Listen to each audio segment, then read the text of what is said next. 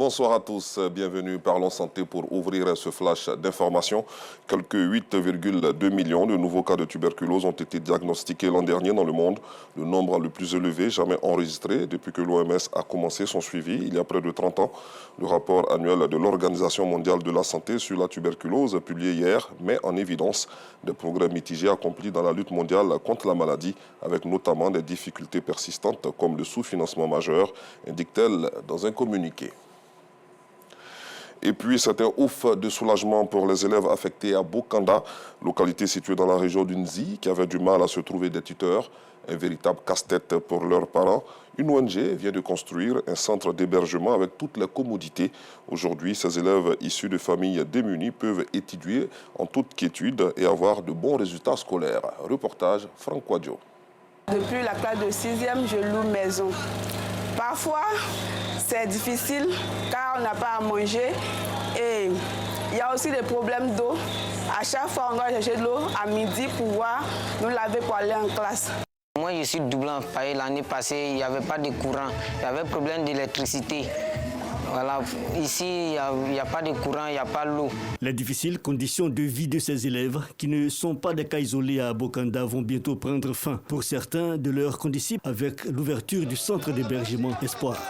Nous avons bien voulu construire ce centre pour aider nos enfants qui arrivent des villages pour l'école secondaire. Et les enfants, quelques enfants se retrouvent en difficulté, n'ayant pas de parents en ville, se retrouvent seuls. Et nous savons tous le fléau des grossesses en milieu scolaire en Côte d'Ivoire, raison pour laquelle nous avons pensé à construire ce centre pour héberger les enfants, les encadrer, afin de poursuivre leurs études. Livré, tout équipé en lit, matelas, oreiller bidon d'huile et sac de riz par les partenaires de l'ONG Asie Côte d'Ivoire, le Centre Espoir est composé de 2 bâtiments comprenant 5 dortoirs avec salle d'eau, un bureau pour les surveillants, un réfectoire, une grande salle d'études, un magasin de stockage, une cuisine et une salle d'eau extérieure. En tant que maire de la commune de Bokanda, je voudrais saluer votre action. Une telle action à l'endroit de nos petits et de nos petites apprenants est une option prise sur le développement ultérieur de notre cité.